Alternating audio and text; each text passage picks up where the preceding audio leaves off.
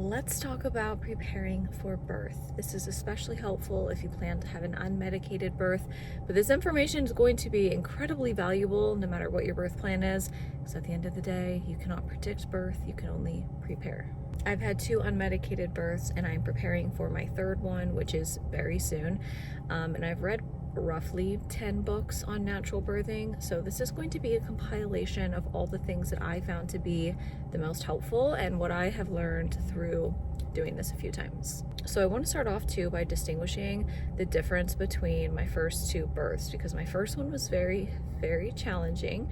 My second one was actually enjoyable. So they were quite different from each other, and I can now reflect back and look at what I didn't do correctly the first time. So the first time I read tons of books. I read tons of information and I was absorbing all this knowledge. And in my mind, I was like, well, the more that I learn, the better. And I had assumed that with all of this information that I was reading, I would be able to then integrate it during labor. I was wrong. Don't do that. I literally only focused on the conceptual part of learning on how to deal with labor. Now, obviously, reading books and absorbing information is great, and you should do that. But I have found that it is more beneficial to implement practices and stay consistent with them leading up to labor. The practices that I'm going to be sharing are breathing techniques, meditations, affirmations, and visualizations.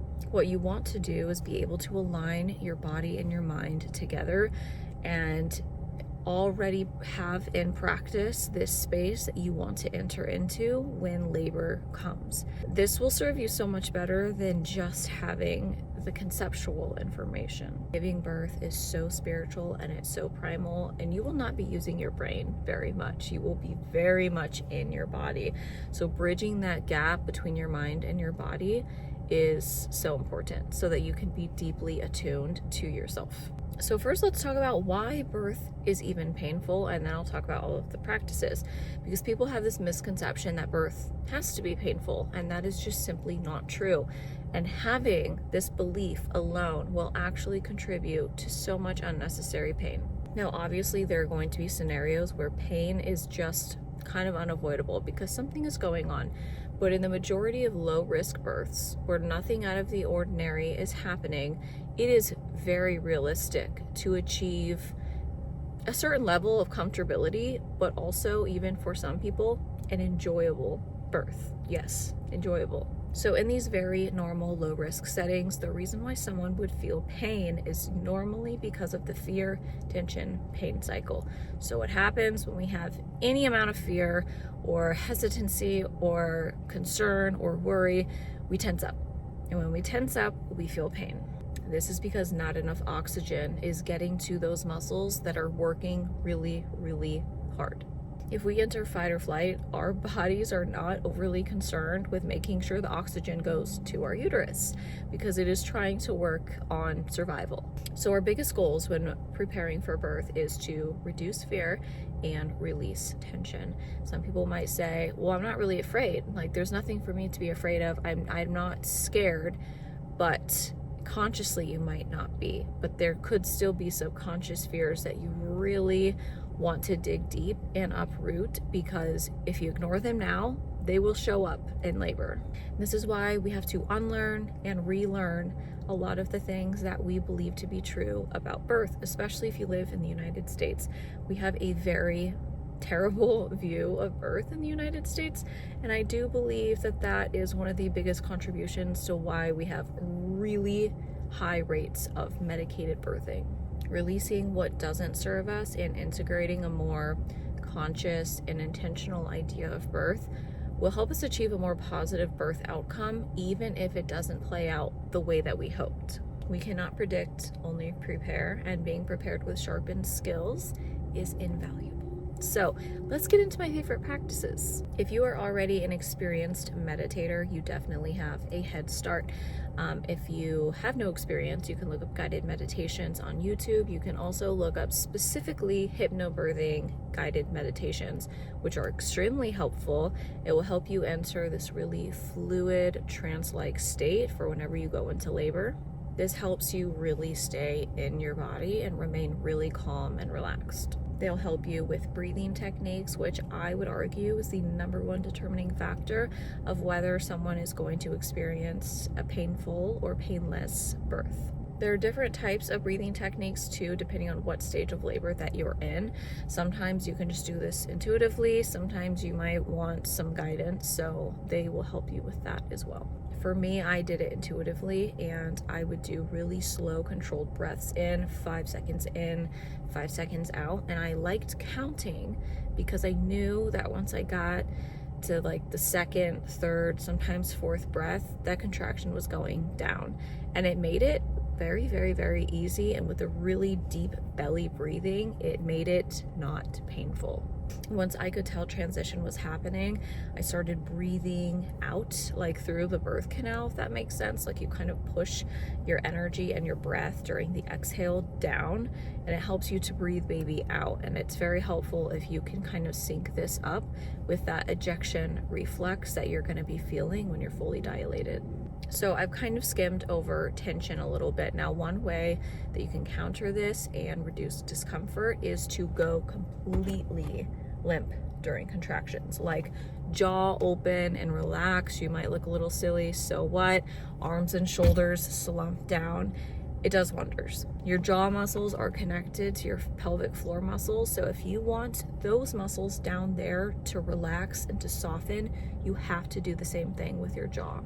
And it might feel like against everything that your body wants to do, because birth is really intense. Even if it's not painful, it's intense, and your body might want to like flex some of its muscles. But if you can just relax everything, this is where the art of surrender has to be utilized. All of the fear has to melt, and you just have to embrace the unknown and give yourself to it. Your body knows what to do, your baby knows what to do, your team knows what to do. So there's nothing else to be doing in that moment except being there and surrendering. It's okay to make weird noises or do weird movements. The more you listen to your body and give in to what it is trying to achieve, the easier and faster your labor will go. Your body is so wise, and it knows a lot more than your brain does, so trust it.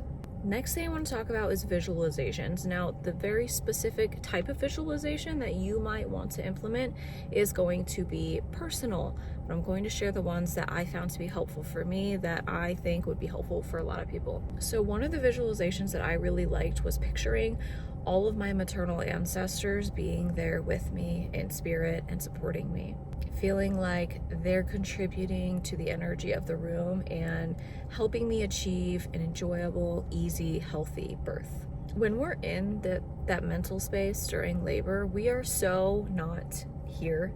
You're in a completely different place. You're like up in the cosmos somewhere.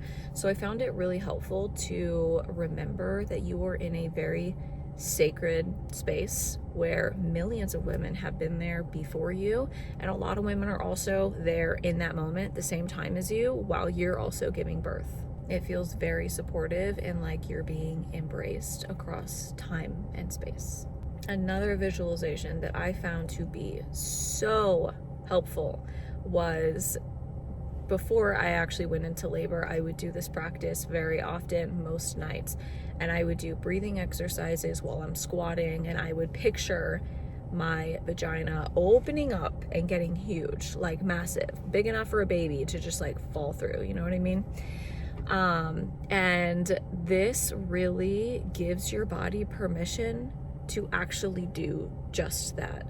And I think that whole process of something that is so small stretching so big to let a baby out is where a lot of our fear comes from. It's a very intimidating concept to think about, and the idea of tearing while unmedicated is also very scary. But being afraid of that happening will actually increase the chances of you tearing. I had this fear very much intact with my first baby, and my pelvic floor would not relax. He crowned for an hour. I did tear in 2 spots. It was very painful, and I didn't do this visualization with him. With my second baby, I did this visualization, and I was completely okay and comfortable with my body opening up and actually doing what it needs to do. And I had no evidence down there afterwards of giving birth. She came out so quick, so easy. It was not painful whatsoever. And I had virtually no healing time because there was no damage that was done. Pushing her out was actually the most enjoyable part of the experience. I was smiling, I caught her. It was just such a great experience. And I believe as women, we've kind of been conditioned to think like everything needs to remain super tidy and neat and tight and small. And so it's really hard to let go of that idea. It bleeds into your laboring experience. We don't really feel comfortable or okay with the idea of like our vaginas getting super huge. You know what I mean? Birth is very vulnerable. So I feel like this visualization really helped deconstruct that concept and just let our body do what it needs to do despite what society has drilled into us about our bodies. Now let's talk about affirmations. This is going to be another thing that's kind of personal. You just kind of have to decide, what do you want to affirm for your birth? What kind of tone do you want to set? I'm going to talk about how powerful it is, though, to use these affirmations repetitively before labor. So during my second pregnancy, I journaled pretty much every single night for, I think, the last 10 or 15 weeks.